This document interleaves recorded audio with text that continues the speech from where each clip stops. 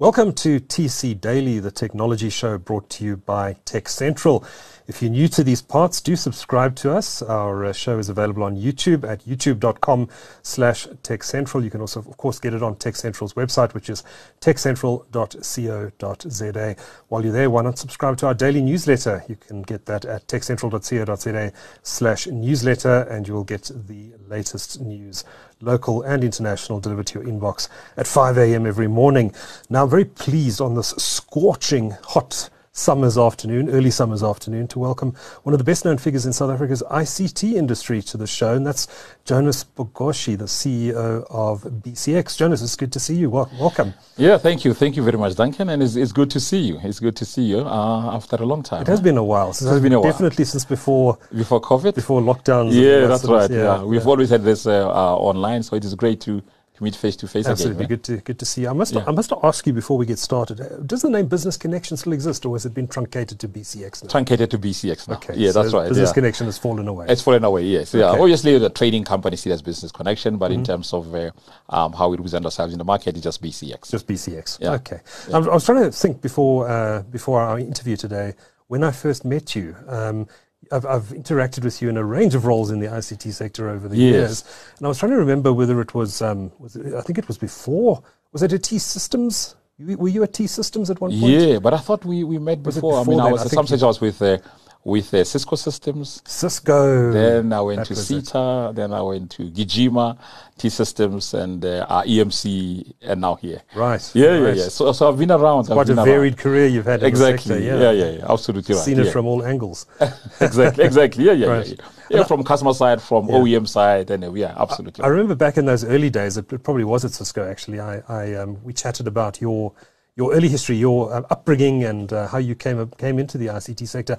And I recall there was a fascinating story there, but I'm afraid, Jonas, I'm advancing in the years. I've forgotten the details. Okay. Yeah. Just remind me, you had quite an interesting upbringing. Tell me a bit about it and how you came to the position you're in today. So I got into IT industry by mistake, actually. Okay. I grew up in the north of Pretoria, and I wanted to be a lecturer in mathematics. Oh, okay. So I went to UCT to study mathematics, and when I was there, I got to we got to use computers actually in one part of the degree. We were using in the applied mathematics. Those days we used to use Fortran and all other languages, and so I got introduced into computers, and I thought to myself, this is fascinating. Following year, I took a first year course in computer science, and I continued, and that's why I'm here today. Right. But otherwise, it's something that I never knew anything about. I read about it as a youngster, and I always said this machine is fascinating, but I never got to touch it until I went to university. Fascinating. So how did you get your start in the industry? What was your first job? My first job was actually with IBM. I started there as a systems engineer. So many people started their careers exactly, at IBM. Yeah. So systems engineer, and actually when I started there, I had an option to join then a company called Anderson Consulting. I don't know if you remember. Oh, yes, I Arthur remember. Anderson. It became Accenture. Which became Accenture today. Yeah, so I had an option between that and IBM. I took IBM. I did our systems engineer, looking up those days, a bank called United Building Society, UBS, United Building Society, which then became part of ABSA. ABSA, yes. Yeah, that's right. And then I moved into sales, moved back to Cape Town, and moved all the way to all these companies that I mentioned. So from there I went to Cisco. From Cisco, I went to CETA. From CETA, I went to run Gijima, then T-Systems. Then I went to run EMC in the country, which was then bought by Dell. I had a stint then, and I came to Business Connection, or BCX. Yeah, that's right. Did you have a natural aptitude for the management side of things, the sales and management side of things? Because I mean, you started out in a sort of, you wanted to study applied mathematics. You wanted to become a programmer, I take it, if you were looking at later on, yes, I wanted to be a programmer. When I was doing my degree, moving from maths to computer science, I wanted to be a programmer. So I never thought I will move into a management part of the business at all. But I remember those days at IBM, they had a luxury where they get new graduates, and you take about 6 months training you, because what you got from university was not quite usable immediately. Right. So I was in one of this training, and they used to get people to come and talk to us about their products and whatever. And there was a guy who came there to talk about what he was doing. He said, and I still remember his name. His name is Iqbal Hasim. Still remember him. He said, my name is Iqbal Hasim. I'm a sales guy. I don't know how these machines work. I just sell them. I just loved him, right? I just thought I like this guy. So then I moved into sales, and from sales into sales management. And ultimately, I thought to myself, like everybody else, as you grow up now, when you're in your 30s, you think, where is my life? And one of the things I wanted to do is I want to be a CEO of a company. So I started talking about what are the competencies I need to build to become a CEO of a company. And fortunate that it happened. Absolutely. So I'm fortunate. Yeah. And do you still have an affinity today for the technical side of things?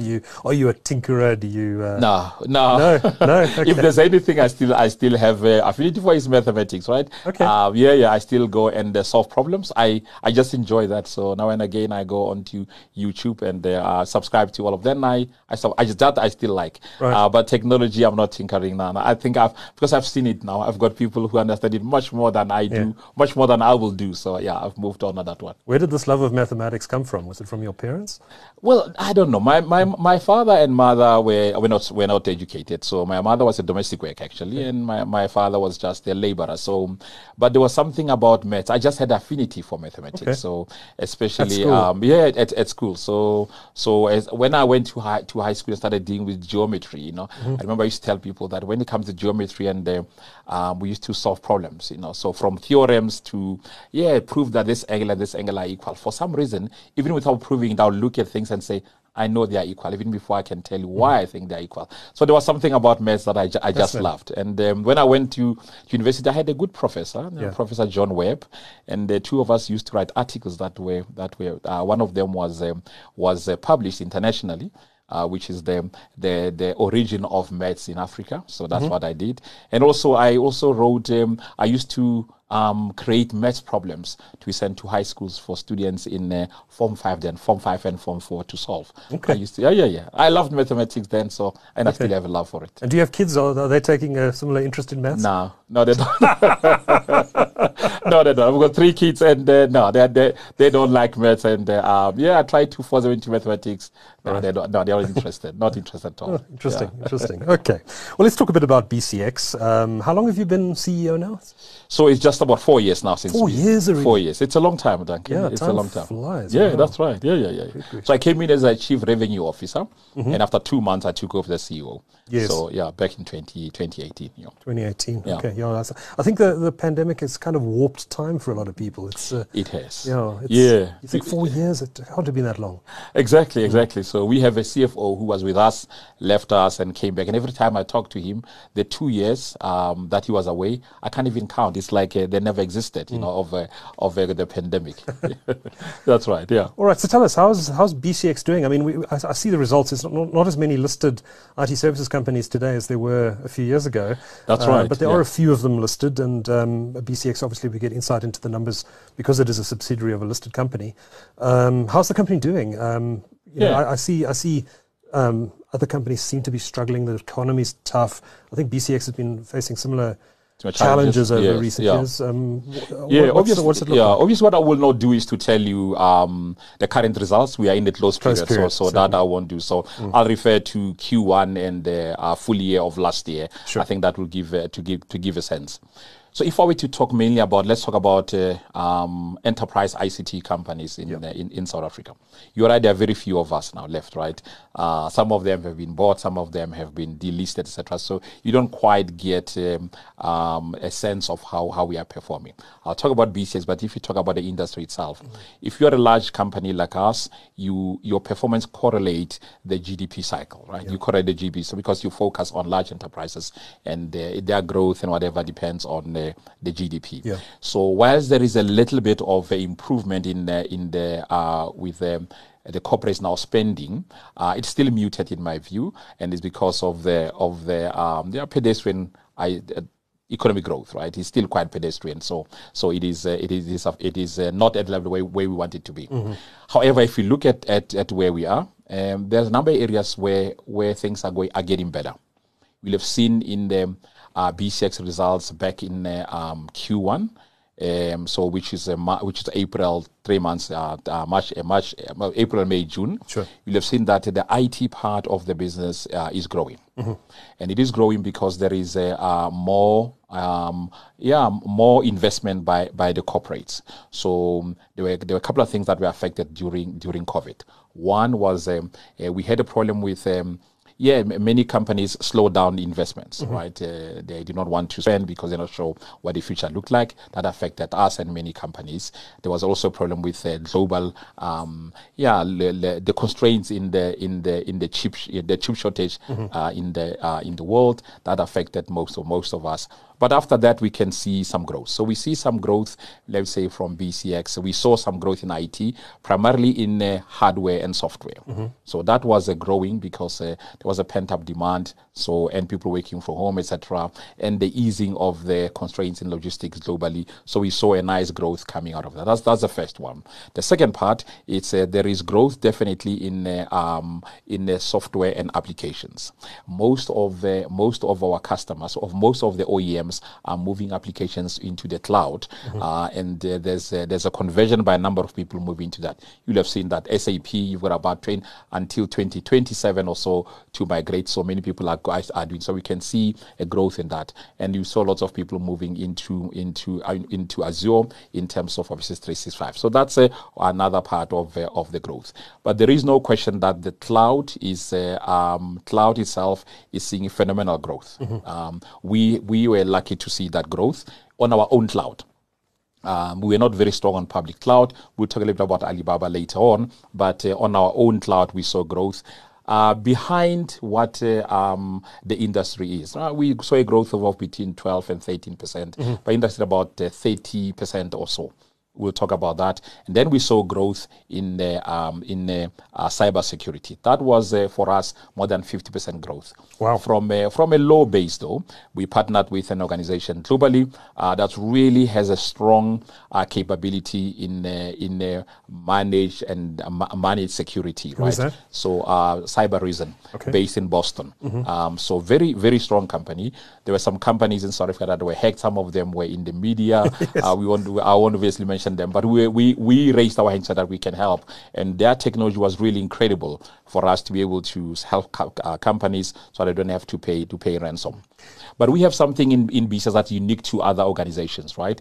Is that we inherited voice revenues of voice solutions from Telkom. On the business side. On the business side, right? Absolutely on the business side. And not more mobile voice, but a fixed voice, right? The legacy voice, etc.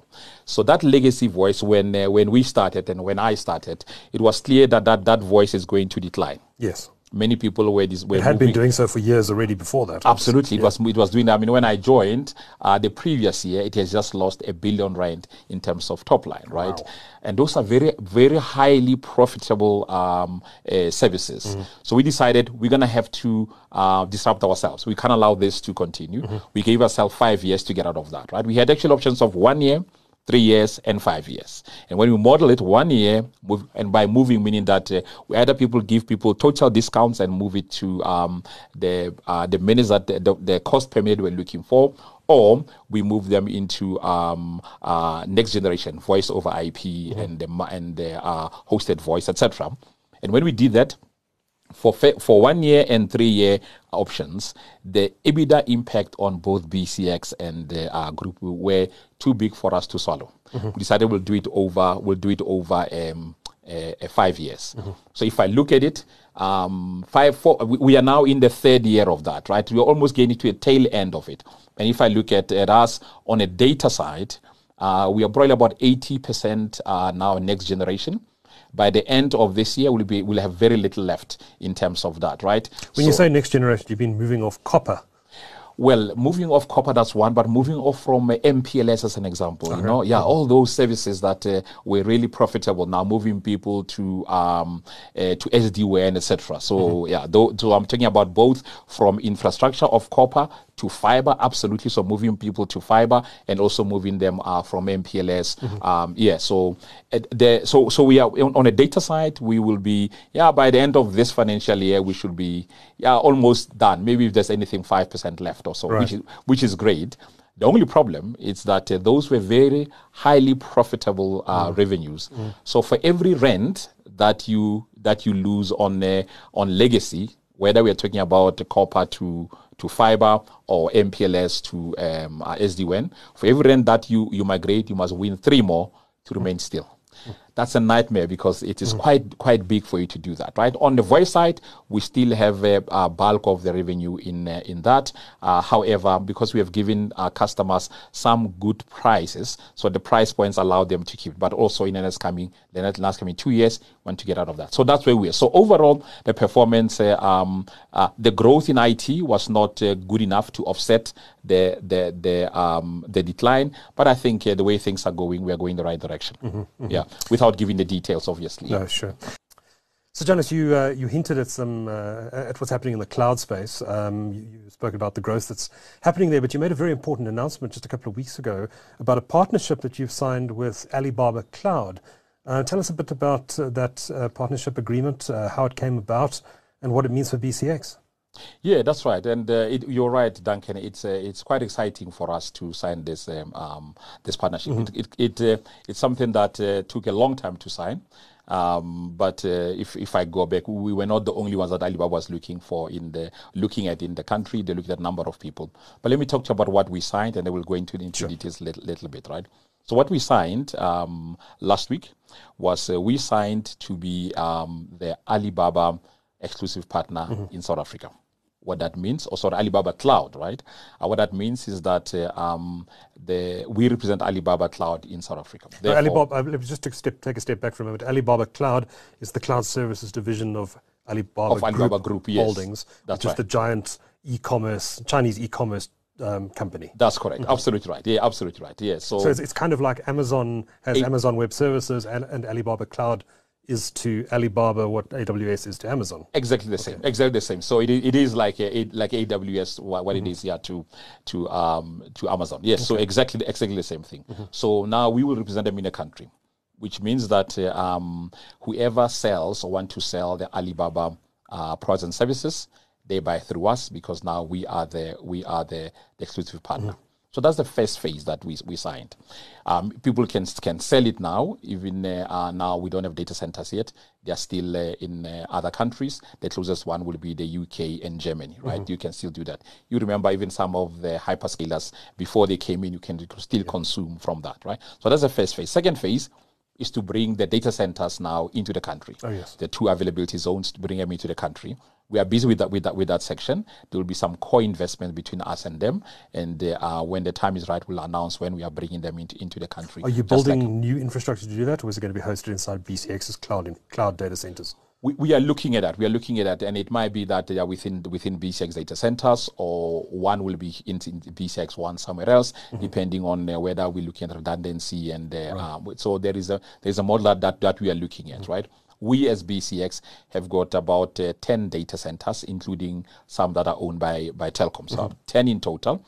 It's about 14 or so percent lettable space, if I can put it that way. Right. So even though it's 10, they are not that big, right? They are big for the kind of things we do, but for a hyperscaler, you need slightly more. We do have space for one that we can put. So that's what we will do, and we're hoping to announce that in due course. But we are busy with that. You can imagine it's a co-investment between us, Alibaba, and other people. So we'll announce that when that is right. But we are quite pleased because now it will give people options in the country. Yeah, I must say that it doesn't mean that we will not sell the services from the other hyperscalers. They are core to us. What we have seen out there is many customers, enterprise customers, are going for multi-cloud. Yes. We expect that they will want to consume some of those services from other 3 of the hyperscalers that are in the country. Understood. Why do you see corporates potentially using Alibaba Cloud versus some of the other cloud providers in the market? What advantages does it bring? Yeah. So we looked at 2 things really that made us decide on this partnership with Alibaba. So on one side, if you look at Alibaba and other providers, whether it's Google, AWS, and Azure, at the compute layer, they are almost the same.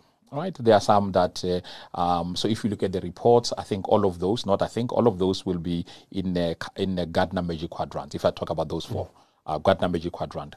And if you look at Forrester, when they analyze them in terms of their compute, in terms of security, in terms of their networking, they are there or thereabouts, right?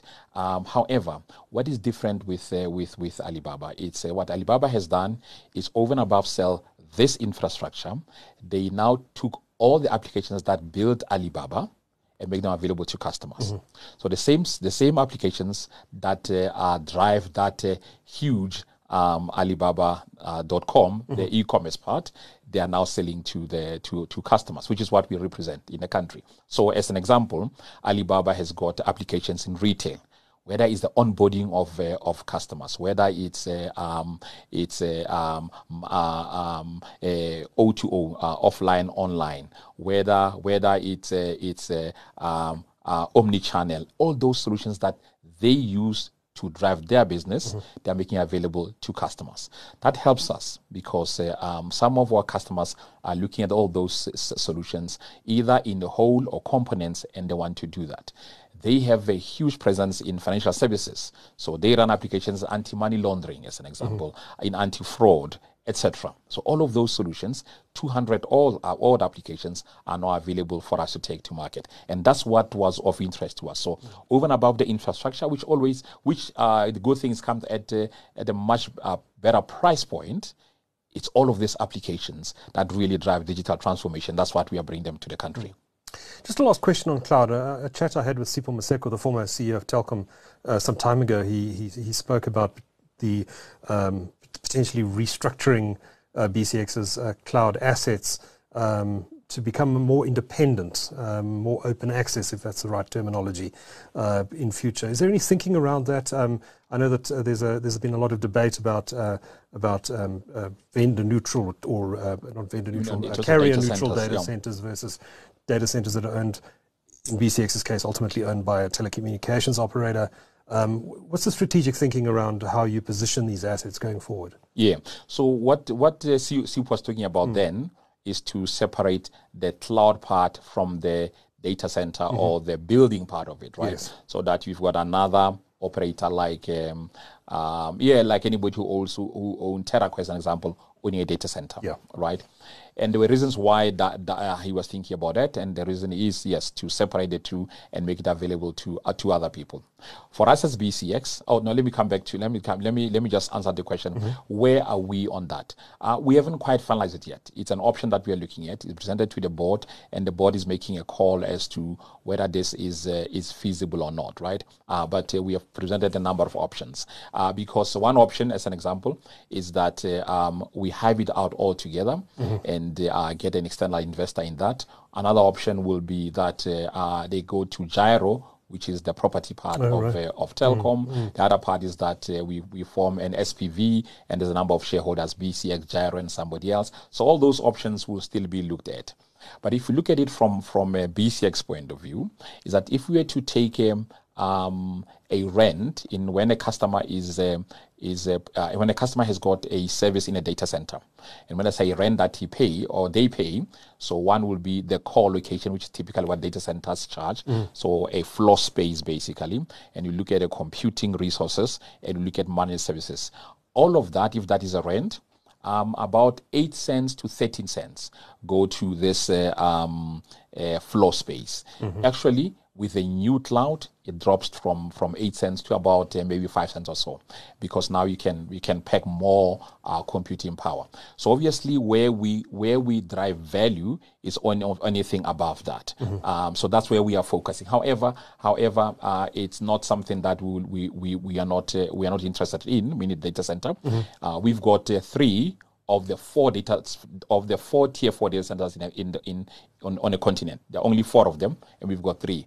And they're important for our clients. So our clients will want to have that higher availability, right? When you have a tier 4 data center, you've got 5 nines and 99.9995, and everything is redundant, and they're looking for that, right? So they're important for us to provide the service. But once we make that call, then we'll come back to the market and explain how we're going to do it. But it's something that we've got a new board, so they'll look at that and then make a call. Okay. Yeah. And I presume a similar discussion is happening around the potential for bringing in a strategic equity partner for BCX as a whole. Yeah, that's correct. And if I can put the context of that, so one, it's why the partner, and what is it for BCX, what is it for Telkom. If you look at the from BCX point of view, right, we've got 3 types of partners. So one will be a transactional partner. They're not unimportant, they're important. Here will be people that we do business with on a daily basis. It will most of the OEMs. We skill ourselves in their products. We provide services to our customers. So that's one. The second level will be strategic partner. Alibaba falls into that part, right? And the next one, it's a strategic equity partner, where you get somebody to come and buy into BCX. And when we looked at this, we were solving for 3 things. One, we're solving for scale. We're solving for capability and growth. If you look at where the industry is going, a number of us, and you're right, we don't see the results anymore because most companies are not listed. Yes. But if we were to look at it, the core of what used to make a typical system integrator, those services are becoming commodity. You need to move into other areas which are really around digital capability. To build scale and capability in that is not easy, right? So we're looking for an SEP, a strategic equity partner, who's got all of those, and that can enable us to grow. So scale, growth, and capability. That's the first thing. From a Telkom point of view, there are 3 things that Telkom is looking for. The first one, it's to unlock value. So for Telkom, if you look at Telkom trading today, right? I don't know what is trading at now, but probably about in the 40s. So we're talking about 20 to about 23 billion market cap, right? The feeling from us and also from the analysis that is undervalued, because the sum of the parts are worth much more than that. So one of these, it's take BCX out and expose the value of this underlying asset, and therefore and unlock value to the shareholders. That's the first thing. The second thing, it's on capital allocation. So if you are a telco, and Telkom is a telco, right, the first things that you look at will be on your fixed in network. That's where we spend most of the money. Then it is on your mobile network that you spend all the money. So an IT company will be last in line. So if you look at our capital intensity, right, we're at about 3 or 4% capital intensity as BCX, compared to average we are about 3, and compared to an average of about 5 of our competitors or in the industry, which will actually be around 7 or so. So Telkom is looking at it to say, so if I want to allocate capital, I can't do it onto BCX because I'm prioritizing other things, but that will have a detrimental effect. The last thing is, are you looking for growth? If you can get somebody who can help to invest in the core capability in areas that are growing, then even if you own part of it, because they're not going to sell everything, they're still going to have some shareholding, then you are part of a growing asset. So that's what Telkom is looking for. So we have gone quite a long way in that, in terms of identifying what are the reasons and get the board sign off, etc. We put it on hold a little bit when we were executing some of the things like the strategic partnership with Alibaba, and also you have Telkom having other initiatives that they want to synchronize first before we come to this part. Of course, like the potential MTN transaction, which I'm not going to ask you about today. Absolutely, you're not going to do that, but all those kind of things. All those kind of things. Okay, great. I wanted to ask you. You spoke about how the core business of a traditional systems integrator has become somewhat commoditized. We've moved into this cloud era now. The hyperscale cloud providers like Amazon, Alibaba's coming in, and others in this market. How has that changed the business model of a traditional systems integrator, and how relevant is the traditional systems integration model in the IT ecosystem in a market like South Africa? Yeah, so it's good and bad, right? So on the first part, is just having a public cloud we have seen high growth in cloud adoption. So that's a good thing for the industry. If you look at, as I said, anything between 34 to 35, 36% CAGR for cloud. That's number one. But on the downside is that if you look at South Africa, about 72% of the market share in cloud is actually by the hyperscalers. And all the system integrators, now have 28%. So the other is, and they've got hyperscalers has slightly a disproportionate growth compared to is this share of revenue you're talking about here? The share of revenue, yes, that's right. Okay. Yeah, share of revenue in terms of market share of revenue. So all of us have about 28%, and they've got 72%, and they see the highest growth, which is why we wanted to be a hyperscaler ourselves, right? That's one of the reasons why we wanted to be a hyperscaler. So that's one. Or the other part though is the role of a traditional system integrator is now changing in the context of cloud. Yes, you get revenue for helping clients to plan their cloud journey. You get revenues for converting them, or rather migrating them into the cloud. And then you can provide services. But that's it. Compared to in the past, that you would do all of those things and put them in your data center, and therefore you've got a good economies of scale, you've got high margins, and you've got the stickiness and the customer retention. What we are worried about, and it's something that it's just an anxiety of system integrators, is that will these people in future disintermediate me, right, and sell directly, especially to large enterprises, right? So it is good and bad. Hyperscalers have helped to grow the cloud adoption, and it's something that is very good for us. And if you look at who is doing better in that world, typical consulting firms are doing much better, because they build that capability and the assets worldwide of how to consult to create a cloud migration path, how to migrate applications, etc. So they seem to be doing fairly well on that. The system integrators, we are all getting there, but it's not traditionally what we do. We still wanted to have our own assets where we put you on, and that part is gone, right? Do you need to become more like a consulting company then?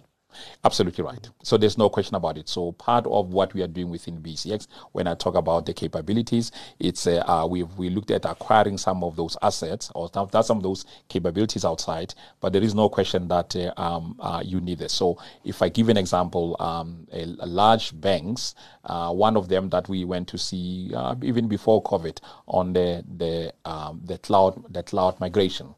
Their first thing was, I just need somebody to help me understand this. Once I do that, I'll come back to you, and then we can migrate. So then you really become a downstream business. You want to be able to really help customers to drive that. So it is important for all of us to build the capability. As BCS, we think it's going to be more than that, right? So we can't be just have a consulting capability. We want to be able to provide downstream business with the applications, etc. And that's why Alibaba played right in the middle of what we thought this will do. So yes, we can talk about the path, but we can even show you how to do it, and then provide software as a service for you to do it. Okay. Yeah. How did the Alibaba deal come about? Did they approach you? Did you approach them? Well, we heard that they were looking for somebody. Okay. Right? We heard they were looking for somebody, and there were three other companies that they were talking to before us. Okay. Yes, there were three other companies, and when we heard this, we decided we are slightly behind. We're going to have to do things differently. So the group CEO, Saram, and I decided that we will go and see them in Dubai and tell them why they need to work with us, right? They were quite clear that, we'll put you in the picture, but understand that we're seeing other people. And we made them aware of what is it that we think we bring to the party. And that is a large client base of large enterprises in South Africa, which is important, right? So we're able to show them what we do with retailers, financial services, with public sector, and we gave them a view of where we think the market is going and why we think this is a good thing. So after a lot of discussions and after them doing some evaluations, they dropped the other three and then they signed with us. Okay. So it was a big fight, but we went for it. Yeah. Okay, it must have been a very good PowerPoint deck. It was changing every day. That's right. Yes. Yeah. I want to ask you a complete change of subject here, but I wanted to ask you a bit about corruption in the South African IT sector. Yes. There's been a lot in the news over the last few years. BCX not one of the companies mentioned in the Zondo Commission reports, but some of your competitors featuring quite prominently there. How much of a problem is corruption in the IT sector in this country, particularly in the context of public sector contracts? And if it is a major problem, how does BCX avoid it? What do you do? What do we do to avoid it? Yeah. So what I can do is I can't quantify it, but I think we can safely say, if you look at corruption in a country, then the IT industry is not immune to that, right? There was a lot of prominence, obviously, where we are worried about in some of our competitors and the OEMs, right? I think that's one thing that that worries us. So within BCX, we did an analysis of where typically a corruption will happen, right? And typically, because we are part of a listed company, so there is nobody to pay anybody anything, right? So at least from what BCX does, it's difficult for somebody, because we can't stop it, but it's difficult for somebody to go and bribe somebody, right? However, when you partner with SMEs, which is what is required, that's where you have a loophole. So we did a lot of things around that part. And in the last 4 years, we have done quite a lot. So the first thing we did is to make sure that people who deal with public sector are trained. At least they are aware. And they are not only are they aware, they're aware that if they don't follow those rules that they've been trained on, there are consequences. So you can't say, I didn't know that. So that's the first thing. They know, and they're trained to know what to look for. Presumably. What to look for, absolutely right. Then the next thing, it's training on what is required in terms of PFMA, right? To make sure that when a deal comes through and it's not in line with PFMA, you say no to. That's the most difficult thing. I mean, to give an idea, we had one client where the client was an existing customer of ours. We've got a contract, we're delivering service, and they want to buy something, but they want to use your contract, right?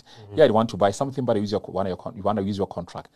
In terms of PFMA, they can't do that, right? Salesperson may be unhappy with that, but no, you can't do that. So even those gray areas, just to understand that the fact that I've got a contract with you, it's a 10-year contract, well, may say 5-year contract, that doesn't mean that they can buy anything from it. So that's the second thing that we do. But then we actually have our compliance division having an eye on the public sector. So look at all the contracts that have to do with SMEs, how often we pay them, what we pay them, how does that compare to what we pay other people outside of public sector. So we've got a compliance officer who looks at that. So it is quite intense, but I think it really has helped us, right? It has helped us. Not only that, the employees in public sector, or those who sell to public sector, everybody, but more specifically those who sell private sector, if they think something they're not so comfortable, they ask the compliance officer, and he will tell them, and he'll tell them this is not allowed, and we do this. So what we have been able to do, which is I think to employees even better, you say to them, you're gonna lose the revenue, you're gonna lose the revenue, but you'll sleep well at night. We're going to go and look for something else. Yeah, it will affect you in terms of your performance, but I am happy you didn't take it, because in that way, you're keeping everybody out of jail. So we've been able to do that, and yes, we are quite happy that in the last, in the Zondo Commission, we are not mentioned. Not that we didn't have some challenges. I think earlier there was 1 or 2 areas where we are not happy with that. And what we do, it's we found one that we thought there is not something that's not going right here. And we are required by law to actually lodge it and as a possible fraud situation, right? And we do it that way, and the police will then come and investigate, or whoever is responsible. And in that way, it forces us as leaders that if somebody talks about something and I think it's not right, legal will look at it and immediately lodge. So we lodged about 2 of those where we think something is wrong. Nothing came out of it, but at least we're on the safe side to err on the side of caution. It sounds like it really comes down to the culture of the organization and having zero tolerance for allowing anything like this to take place right through the organization, informing and educating your salespeople and everyone else who's involved in tendering, etc. Yes. These are the rules, you do not break them. It does. It absolutely does, and it's about the tone that we said at the top, right? So if you make it sure that it is not it's something that you don't tolerate, right? For an example, if somebody tells you, and I use public sector as an example, that a minister wants to see you on a tender, and I say no to it, it sets the tone, because I say when it comes to a tender, it's not the responsibility of the minister, it might be somebody else. If I need to, somebody at the operational level. So I'm not saying it happened, but I give that's an example that when you say no to things where you know that this is not not in the right direction. It sets the tone in the organization. And yes, we have set that tone that we won't tolerate it. And it's the good thing. It's after what happened in Zondo Commission, and you look at what happened to other companies, people can see that can actually destroy the entire organization if left unchecked. Yeah. Interesting. It's certainly the reputational impact on the company that was most impacted through Zondo has been pretty severe. And you can see what the leadership is doing to try and rebuild that. That's not an easy job. Not easy for people who are working there. So absolutely right. Yeah. I wanted to ask you, what do you think government can or should be doing better from a sort of macro level to help the growth in the ICT sector? Is anything you'd put your finger on to say, Minister of Communications or whoever you're speaking to in government, what can they do better to help the sector grow faster than it is? Sure. I must be very careful. The minister is our minister, right? So if I say she's not doing a good job, she'll be hard on me. The good thing is that she comes from the industry, so she will know what to do. But I don't think there's one thing that they need to do. I think there's no magic one, but maybe a couple of things to think about. And I saw some countries are doing that. So you probably want to have 3 pillars of how you want to spur growth of the ICT sector in the country. The first one, it's the entities that we looked at. It's government had targets on digital skills that they want to develop in the country. And they were quite deliberate about which areas they want to develop and how long it should take them, right? With clear KPIs. So how many skills to develop? Not necessarily for government, but just ways of developing digital skills. And some of them partnered with universities, some will do their own. So that's the first thing. The second thing, it's looking at and here it's where countries in the East seem to have done it slightly better, is to look at which industries and which technologies they want to seed in those industries. So one that was very strong in agriculture decided that they want to introduce digital solutions into agriculture. We do have big agriculture, but I'm saying you decide which technologies you want to focus on. Right, which technologies, and you drive that part.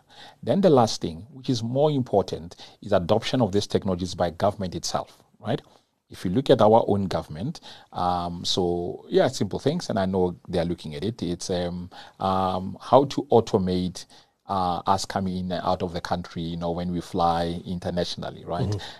So whether you make those automatic gates, etc., and so that's simple as that. And I know Home Affairs is looking at that, and I know because when I was traveling, I called the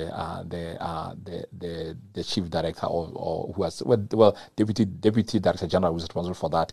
I said, "Chief, the queues are long here. What is that? We can do to help?" He said, "No, I'm looking at something." So that's one area, but I'm talking about. So whether we look at blockchain for some of the services in the country that they provide, whether it's on when you purchase your property and all those kind of things. So look at which technologies that you want to consume. Then look at things like cloud and make a decision. You're gonna move into cloud. Yes, government has got some nuances.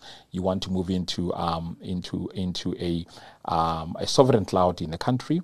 You want to move into a SOC that is sovereign, but make a decision around all of those. I think if you had to drive that in all those three and put a policy around that, then you see a much better traction. When we were in Thailand last week, and I looked at some of their countries, very small countries, right? And therefore it's easier for them to do these things. But when they've got clear plans and targets on those 3 pillars, when I look at how much of their services now have become digital, it's incredible, and that becomes the norm. If you really think about it. Hyperscalers want to build in a country. They look at a number of things when they want to come into the country. Yeah, they still look at power because that's important, but also look at how digitalized is the economy, because that will tell them whether they will have enough volumes coming into this. So Alibaba, as an example, we look at how much of